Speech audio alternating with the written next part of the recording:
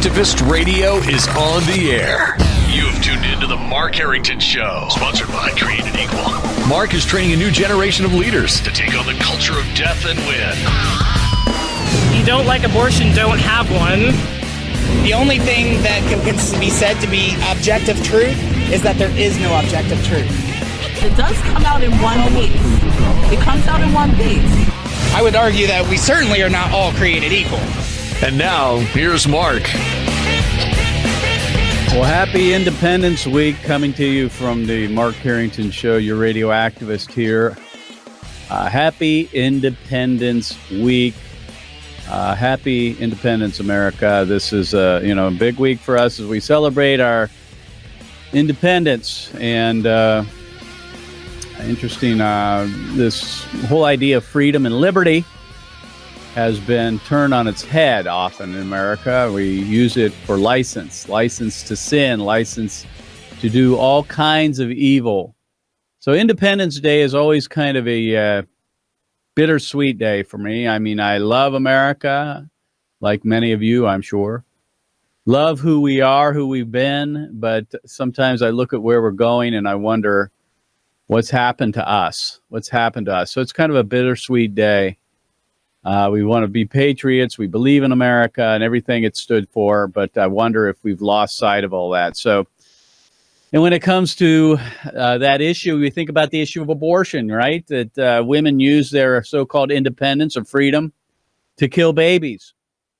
This is a terrible example of, using liberty to excuse evil and sin. So right now there's billboards going up in Wascom, Texas. I reported several weeks ago about Wascom, Texas, who passed an ordinance to make it a sanctuary city for the unborn. Well, the pro-abortion people aren't going to sit back and let that happen, so they're putting up these billboards that are calling abortion freedom. Get that. They're calling abortion freedom and liberty. So, I mean, this is the problem, right? That we've taken our liberties that we hold so dear in America, and we've said we have the freedom to do anything without restraint.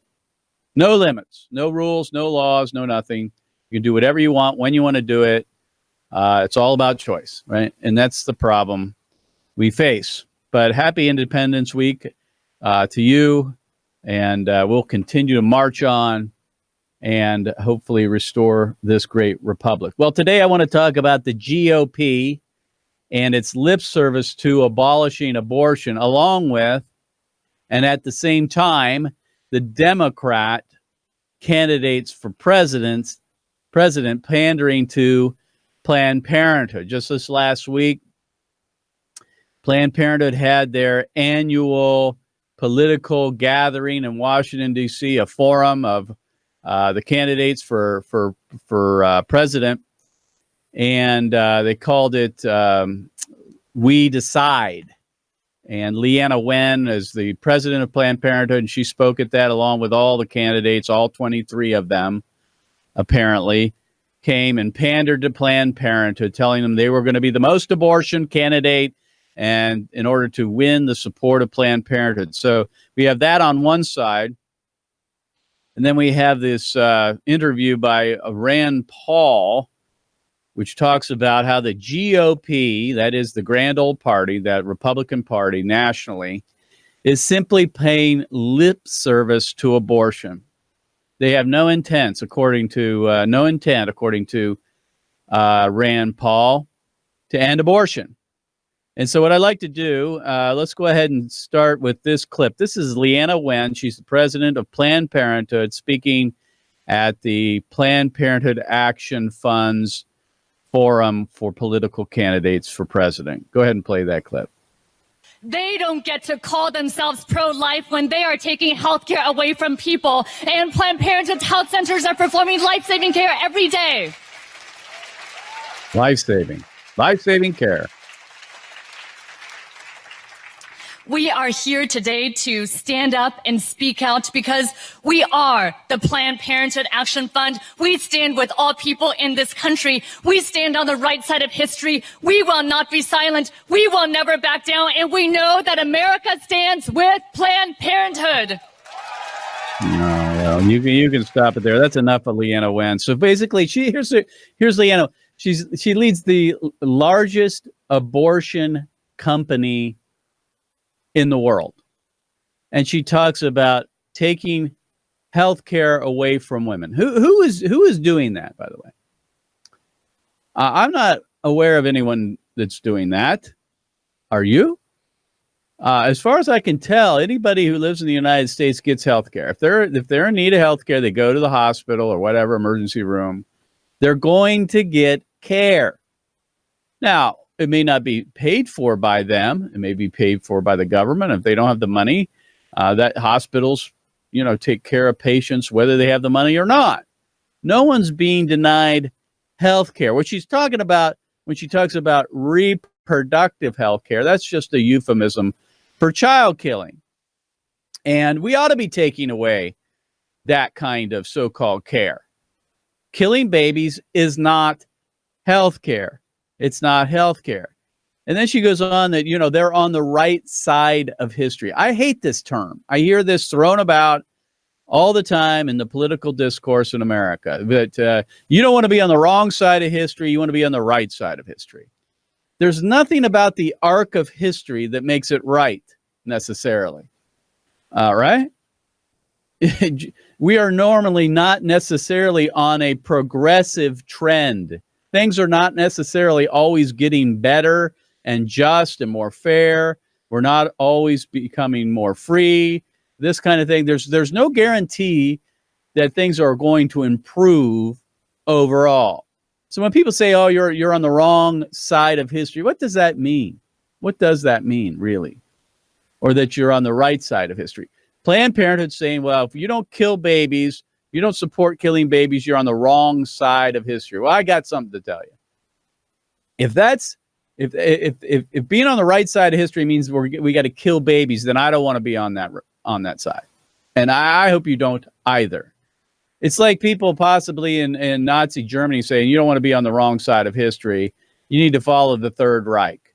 Well, I hope there are people saying, well, I'm going to be on the wrong side of that, right? And so this whole idea of being on the right side of history is a way of dismissing any objections to what they're trying to promote. And so if you disagree with Planned Parenthood on abortion, you're on the wrong side of history. Now, Rand Paul also spoke recently, and he talked about how the GOP, that is the grand old party, the Republican Party, is paying lip service to abortion. Now, I think you understand this. If you've been around long enough, you understand that this is true at many levels, especially at the federal level, where it just seems to me that Republicans come to us when they want our vote. They get our vote, and then they go back to Washington, and they do absolutely nothing on abortion. I can't think of anything that's been done in the U.S. Congress over the last decade that's really mattered at the federal level. When they get an opportunity like defunding Planned Parenthood, they don't get it done. They say, oh, we simply just don't have the votes. So Rand Paul's kind of pulling back the veneer here. He's exposing the GOP for who they really are, and that is that they're really not out to abolish abortion on the federal level. Now, I will say this. I know Republicans at our state house here in Columbus and other Republicans around the country at the state level that are very different than that they are out to abolish abortion. But I think at the federal level, there are very few that are really out to do the right thing. So let's go ahead and play that clip. This is Rand Paul being very, very honest about what's happening within the GOP as it pertains to abortion. Go ahead and play that. We're winning sometimes, I think, the persuasive argument that this is an awful, degrading, disgusting, and terrible thing for anybody to be involved with.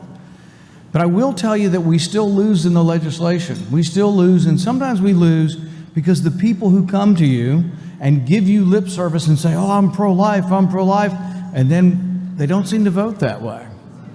I'll give you an example. Last year, I tried to attach to a spending bill a prohibition to have any money spent by Planned Parenthood. You know what happened? They sat me down, and one of the senior Republican senators said, we cannot have the vote today. And I said, why? He said, we might win. I'm not kidding you. This is a senior You're the Republican cat. sitting next to me on the floor of the Senate saying, we're not going to vote to defund Planned Parenthood because we might win. And I said, what does this mean? I said, does this mean that passing your spending bill, getting the Democrats to vote for your spending bill is more important than life? And he just smiled. See, that's what the thing is. You have Republicans that are more concerned with spending money than protecting the unborn. Exactly right. Go ahead and end it there. Isn't it true? We've had so many opportunities recently to pass a bill to defund Planned Parenthood, and we haven't gotten it done. And you got to wonder if that's what they want to happen, so they can keep coming back and asking for your vote. Because this time they say they're going to defund Planned Parenthood. This time they're going to end the funding of abortion. This time, only this time, this next time, they're going to get it done. And they keep kicking the can down the road, never, ever really living up to their campaign promises. And you got to wonder if they want to keep it that way so they can keep coming back to the pro-life community for votes. And I think that's often the case at the federal level. Now, let's switch gears. So we have the GOP paying lip service to abolishing abortion, and then you have the Democrats running for president who are pandering to Planned Parenthood. Now, what I'm going to do, I'm going to play a series of clips here from Senator Harris and Elizabeth Warren and others, basically pandering to Planned Parenthood, telling about what they're going to do to expand child killing in America. Go ahead and cue up the clip. This is Senator Kamala Harris, who is now one of the front runners. She's in the top 5 for the Democrat nomination for president. Go ahead and play this clip. Said I ran a Department of Justice, and on this issue, when elected, I am going to require that for any state that passes legislation on the issue of access to reproductive health, if they have a history Abortion. of passing legislation that has interfered with or suppressed a woman's access to reproductive health, that anything that they propose and pass has to be reviewed by my Department of Justice to determine whether it complies with the Constitution of the United States and Roe v. Wade and its progeny. Well, there you go. You know, Kamala Harris, don't you trust Kamala Harris to make that decision for you? Kamala Harris, who wants to intervene as president of the United States, if she were president of the United States, God forbid, and basically usurp the role of the courts by determining whether a piece of legislation passed at the state level, not the federal level, whether it passes her threshold for what is proper on abortion. She doesn't want the U.S. Supreme Court to be involved. She doesn't want the lower courts, which is generally the role of the lower courts, to rule on these types of pieces of legislation, these laws. I don't know about you, but I don't trust Kamala Harris's Department of Justice, just like I did not trust President Obama's Department of Justice, who we all know was surveilling the Trump campaign, that was that instituted a silent coup against President Trump. I don't know about you, but I don't trust Kamala Harris's Department of Justice to be fair in evaluating whether a state law on abortion passes the muster of Roe versus Wade. I'm afraid I don't trust her. I don't trust the judiciary either, but I certainly would trust them more than I would trust Kamala Harris's Department of Justice. This is very interesting. So she now is going to be the final arbiter for everything that's constitutional on abortion. We don't need the courts anymore, according to Kamala Harris. Now let's move on. Former Colorado Governor John Hickenlooper. I like to call him Hickenloopy. John Hickenlooper. He also spoke at the Planned Parenthood Action Fund's forum on abortion. And he said that we need to try science. We need to depend on science. Go ahead and play that clip. We need to push back and make sure that information is clear and based on science. See, How about we science. try science for a little bit of a change? There we go. How about we try science? There you go. You can stop it there. John Hickenlooper. John Hickenlooper. I never heard of this guy before, but now he's one of those 23 candidates for president. He says we ought to try science on abortion. Try science. Well, what about trying science? We've been doing that, you see, because the science is clear now, right? Now, back in 1973, we could have said, well, we don't know for sure whether life begins at conception. We might have been able to give people the benefit of the doubt, but it's kind of hard to do that now after, 46 years in 2019, all the technology and science, the ultrasound, everything that we have, we know without a shadow of a doubt that life begins at conception. There is not an embryologist in America that would disagree with that. That human life begins at conception or fertilization. Not a single one. So how about John Hickenlooper include science, real science, when it comes to the unborn? Why don't he apply that? Because science says life begins at fertilization. It's interesting. They pull this card out that pro-lifers are anti-science. We're not anti-science. We're the ones who are looking to science. They're the ones who are the science deniers on abortion. They're the ones who deny science. And they're also the ones that say we deny science when it comes to so-called climate change, which is totally unproven. We have no idea, really. The science is very divided on this, whether man-made climate change is happening. Yet they will say that you're a science denier if you don't believe in climate change and you don't believe that man is causing climate change. And beyond that, you don't believe that the government should be passing laws to force people to behave a particular way and levy taxes against individuals in order to address the issue of science, of climate change. You're a science denier if you just say, I don't know if I believe in man-made climate change. See, they'll say that, but they won't own up to the fact that they're science deniers when it comes to abortion. You know, we can say that we think there's life on Mars, but we don't even know if there's life in the womb. I mean, come on. The true science deniers are pro-abortion. All right, let's move on. Not to be outdone again, Senator Elizabeth Warren. Here she is. A Senator, I like to rename her. Senator Elizabeth Warren out. How many years has she been doing this? How many years has she been trying to run for president?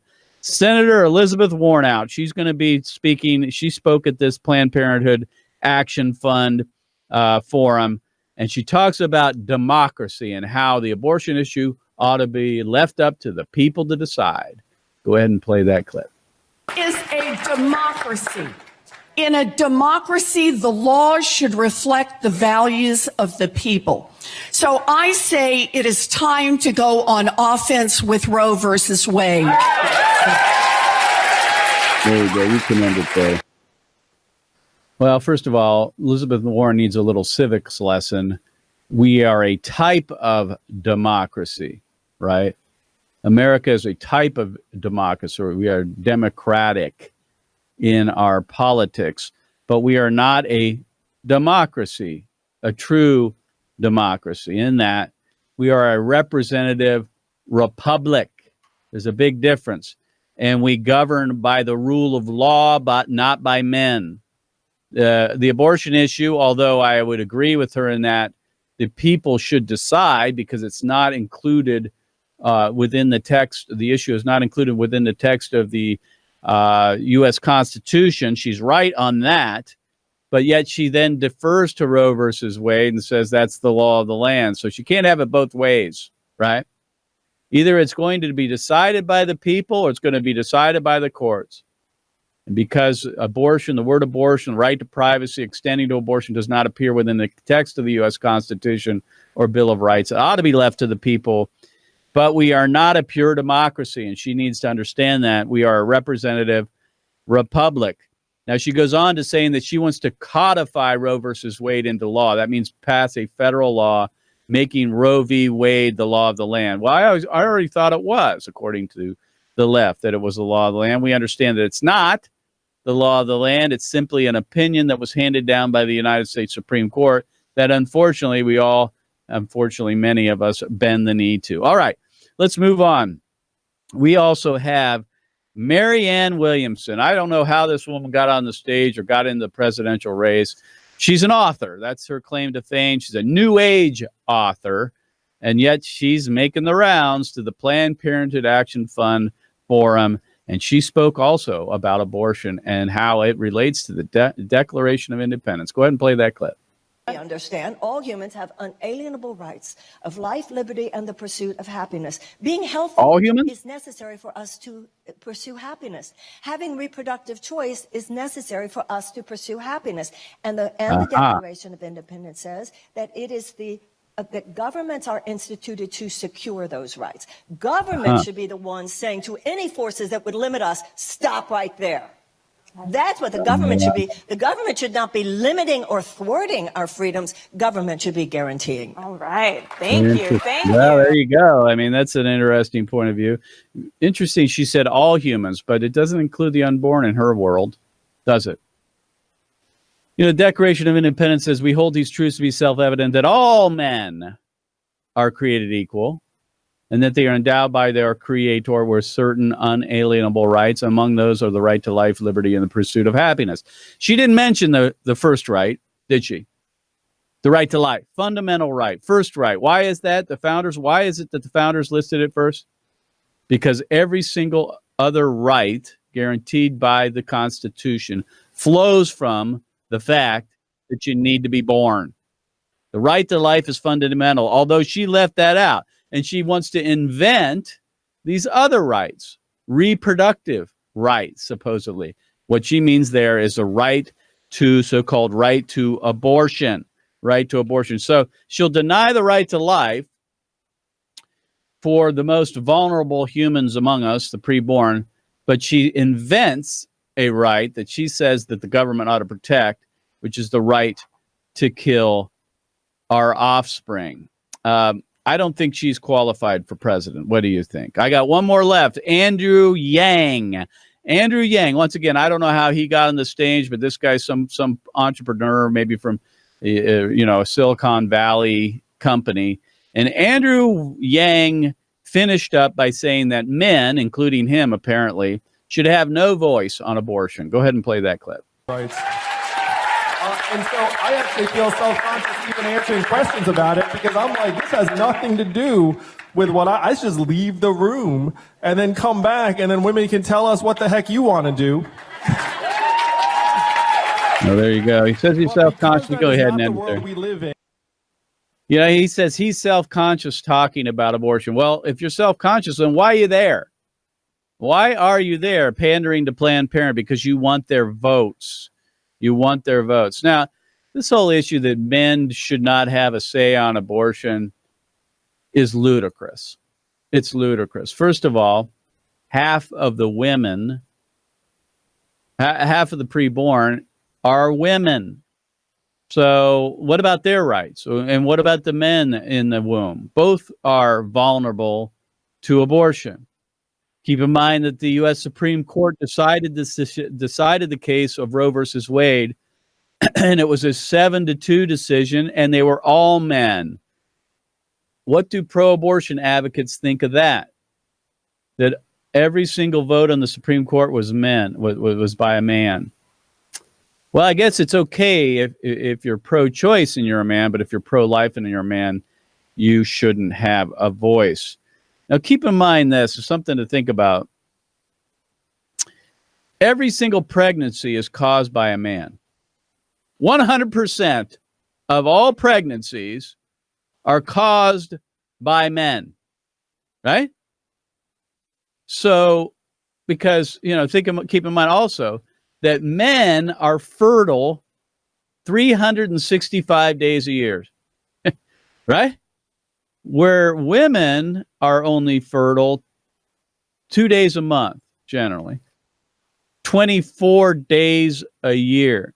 This idea that men should not have any say on abortion is ridiculous on the surface. The reason we have abortion in America is because men are being irresponsible. They're being irresponsible. They figure they can have sex when they want, with whomever they wish, and then they can simply walk away from it and say, It's a woman's right to choose to do what she wants with her own body. You know, it's time for men to stand up. It's time for us as Christian men to stand up into the public square and make our voices known on abortion. The time has passed for us to take a back seat on this issue. This is a man's issue as well as a woman's issue. We'll see you next time. Thank you for tuning into the Mark Harrington Show. Go to markharrington.org to find out more. We'll see you next time. God bless you. God bless America. And remember, America, to bless God. You've been listening to Mark Harrington, your radio activist. For more information on how to become a witness against the evil plague in America, call Created Equal at 614-269-7808, 614-269-7808, or go online to createdequal.net, createdequal.net. Be sure to tune to the Mark Harrington Show next time for your marching orders in the culture war.